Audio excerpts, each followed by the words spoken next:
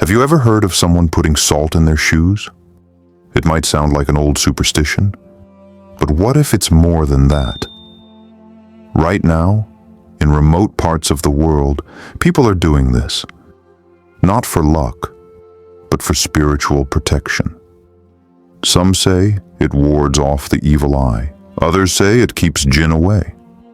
But what does Islam say? Is this belief dangerous? Or is there something symbolic behind it that we're missing? Even the Quran holds stories of people who turned to strange objects or acts when fear struck.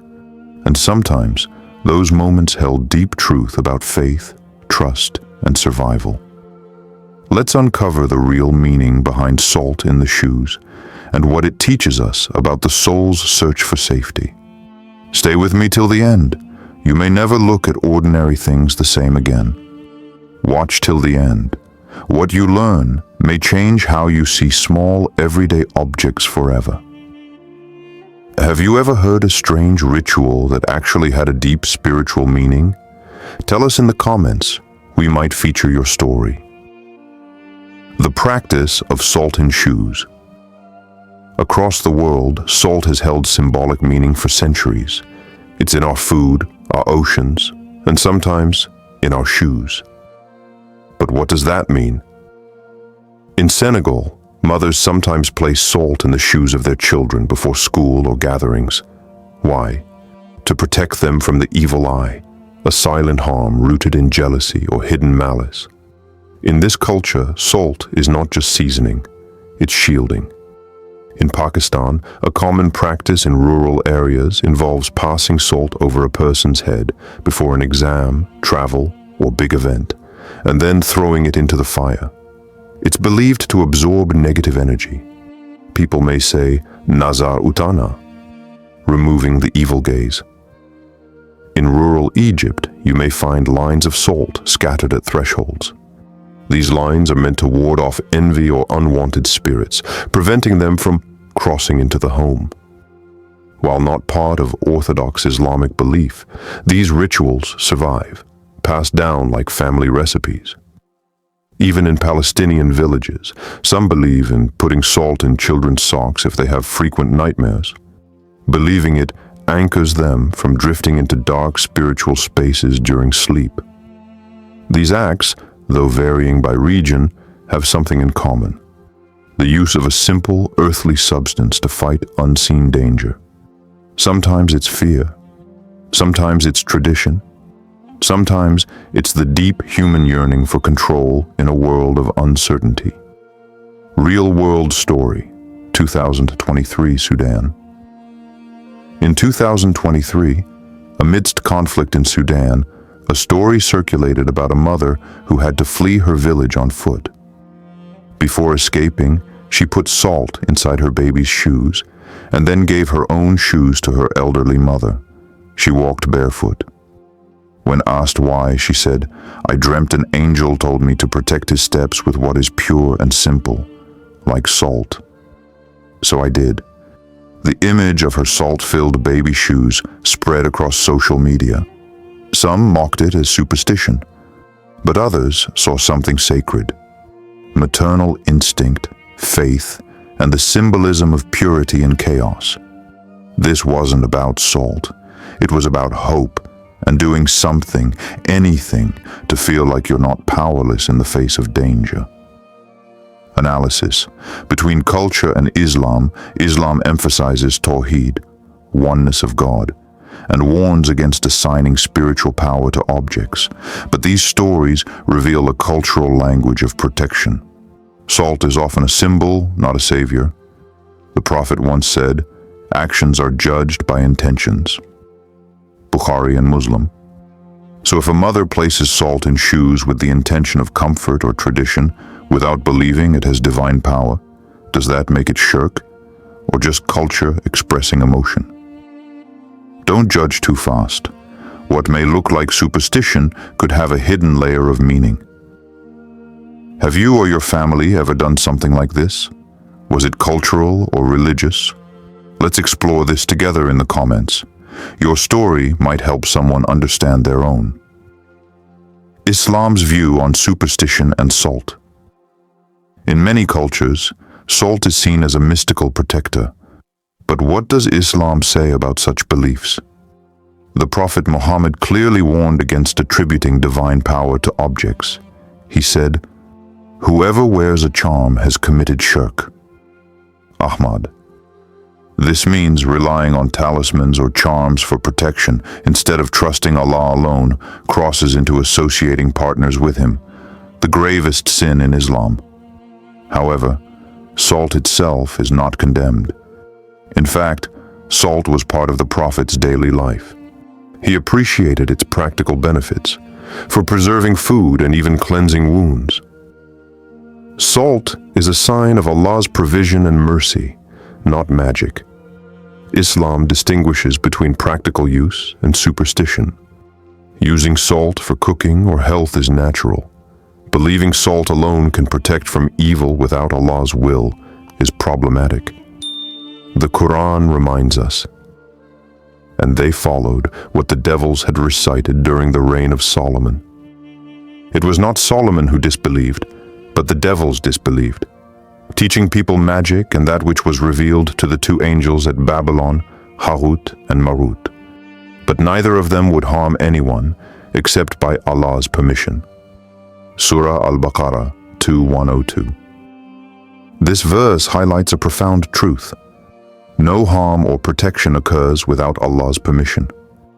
Belief in objects or magic contradicts the fundamental Islamic principle of Tawheed, the oneness and sovereignty of Allah. At the same time, Islam recognizes that humans express faith through symbols and rituals, as long as they do not replace true reliance on Allah. For example, saying Bismillah before action is a verbal symbol that calls upon Allah's help. The Prophet said, "Actions are judged by intentions." Bukhari and Muslim. So if a practice involving salt is rooted in culture or used as a reminder of Allah's protection, without believing salt itself has power, it is not shirk. Let's look deeper. Islam isn't against symbolism. It's against forgetting the source of all power, Allah. How do you balance tradition and Tawheed in your life? Let's talk in the comments. Your insights could inspire others.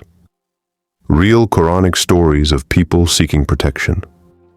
Throughout the Quran, we find powerful stories of people seeking protection, some through faith, others through misguided actions.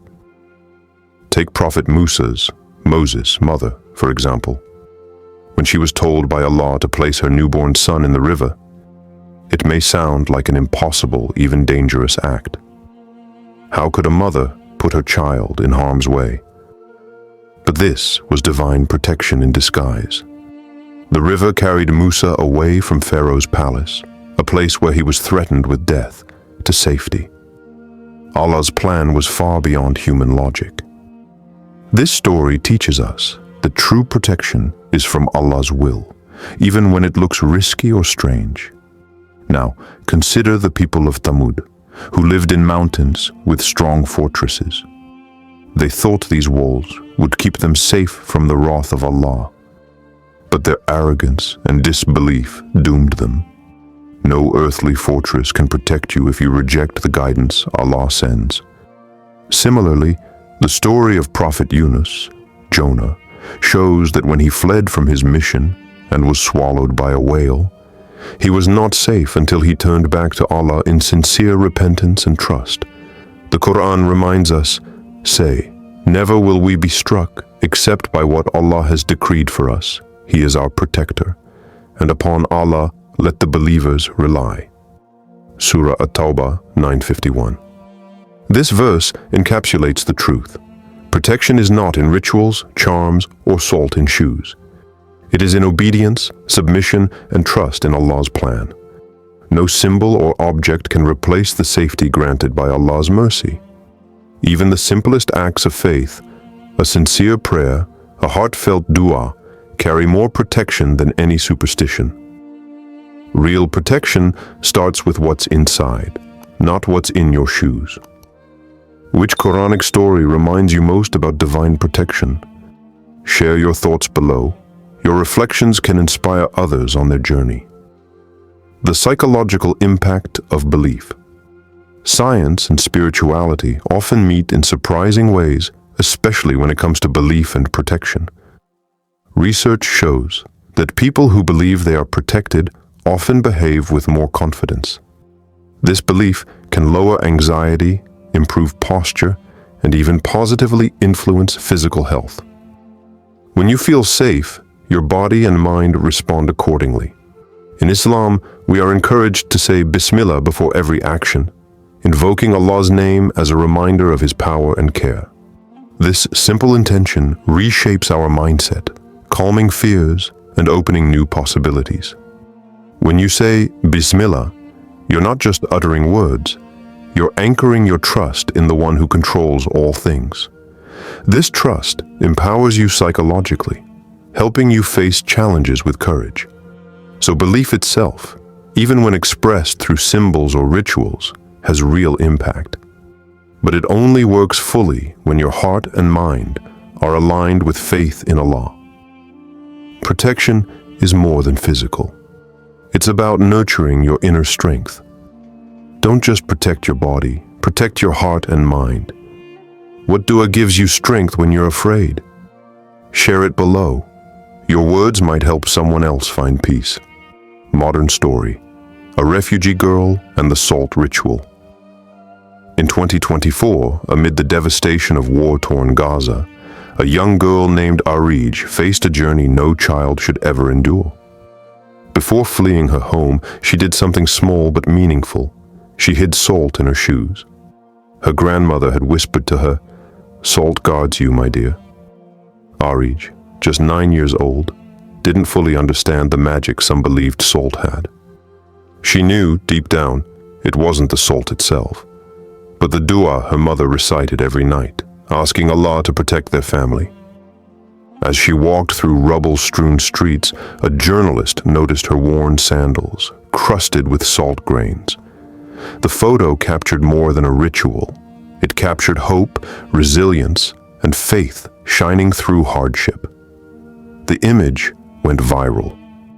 People around the world connected not with superstition, but with the raw truth in her eyes, that in the darkest moments, faith is the strongest shield. This story echoes the Quranic promise, and whoever relies upon Allah, then He is sufficient for him. Surah At-Talaq 65:3. In every era, from ancient times to today, true protection comes from trusting Allah's plan, not from objects or rituals alone. Salt in Arij's shoes was a symbol, a comfort, but her heart's reliance on Allah was what truly guarded her steps. This isn't just a story, it's a reminder. Faith survives even in war. What would you carry with you if you had to leave everything behind? Share your answer below. Your story matters. Final message. So what really happens if you put salt in your shoes? Maybe nothing at all. But maybe, just maybe, if it reminds you of Allah, if it makes you pause and reflect, if it softens your heart and makes you walk a little more humbly, then it did something important. Salt, shoes, rituals, they are symbols. Islam teaches us that niyyah, intention, is everything. The Prophet said, actions are judged by intentions. Bukhari and Muslim. It's not the salt itself that protects or harms. It's the intention behind the act, and most importantly, the trust in Allah that guides the heart. When you walk through life, the real protection comes from walking with purpose and faith, knowing that every step is under Allah's care. So don't get lost in superstitions or rituals.